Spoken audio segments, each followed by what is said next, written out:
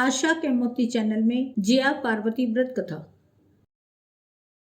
यह व्रत आषाढ़ सुदी 13 के दिन से धारण करके आषाढ़ बदी तीज के दिन तक किया जाता है। व्रत करने के दिनों में प्रातः जल्दी उठकर नित्यक्रम स्नान करने के पश्चात मंदिर जाकर शंकर पार्वती का पूजन किया जाता है। व्रत के दिनों में एक समय भोजन करना चाहिए। भोजन में गुड़ व नमक खाना वर्जित है। व्रत के अंतिम दिन जागरण करना चाहिए। इस व्रत को करने से अखंड सौभाग्य और संतान की प्राप्ति होती है। कथा। रामपुर नामक एक गांव में ब्राह्मण ब्राह्मणी रहते थे। ब्राह्मण का नाम जयदेव और ब्राह्मणी का नाम जया था। दोनों प्राणी बहुत ही आस्था वाले थे। यह अतिथि को भोजन कराने के बाद ही भोजन करते थे। अपने दरवाजे से किसी को भूखा नहीं जाने देते थे, इसलिए सभी बातों से यह सुखी थे। इनके यहाँ कोई बालक नहीं होने से दुखी थे। एक समय नारद जी घूमते घूमते इनके घर आ पहुँचे। ब्राह्मण ब्राह्मणी ने आदर सत्कार किया। नारद जी इनके आतिथ्य से प्रसन्न हुए और उनके हालचाल पूछने लगे। उत्तर में ब्राह्मण ने कहा, आपकी कृपा से हम बहुत मजे में हैं, सुखी हैं, लेकिन हमारे यहाँ बालक की कमी है। हमारे यहाँ एक बालक की कमी होने से मन में बहुत दुख रहता है, इसलिए हे दयानिधान, इसका कोई उपाय हो तो बताइए। नारद जी बोले, हे जयदेव, तुम्हारा दुख मैं समझता हूँ। मनुष्य के पास अपार संपत्ति हो, उसको खर्च करने वाला कोई ना हो, इसके जैसा एक भी दुख नहीं है।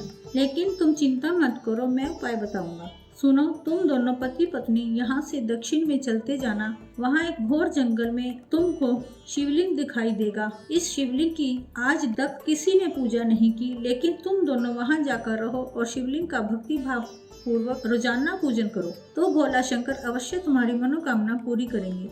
यह कहकर नारद जी चले गए। दूसरे दिन सुबह जल्दी नारद जी के बताए अनुसार दक्षिण दिशा की तरफ चले।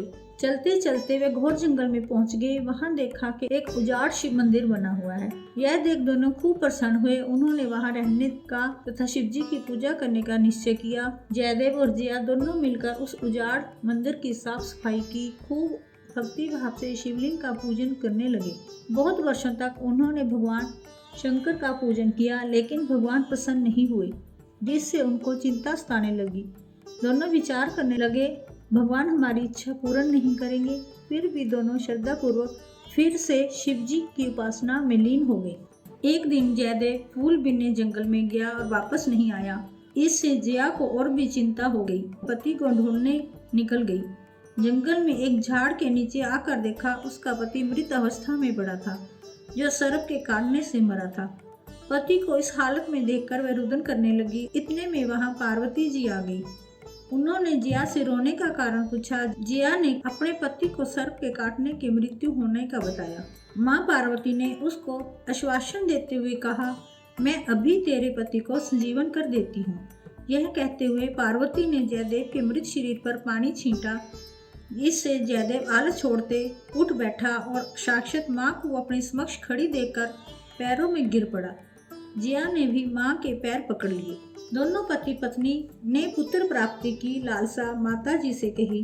पार्वती जी उनकी बात सुनने के बाद बोली, अब से तुम दोनों जया पार्वती का व्रत किया करो, तो तुमको जरूर संतान प्राप्त होगी। माता जी, यह व्रत किस प्रकार किया जाता है? कृपया करके व्रत की विधि बताइए। पार्वती जी ने कहा, देखो, यह व्रत आषाढ़ की उजली रात से धारण करके अंधेरी तीज को पूरा करना चाहिए। व्रत के समय गुड़ और नमक नहीं खाएं। एक समय भोजन करें। अंतिम दिन जागरण कर शिव पार्वती के भजन कीर्तन स्तुति करनी चाहिए। यह व्रत 20 वर्ष तक करना चाहिए।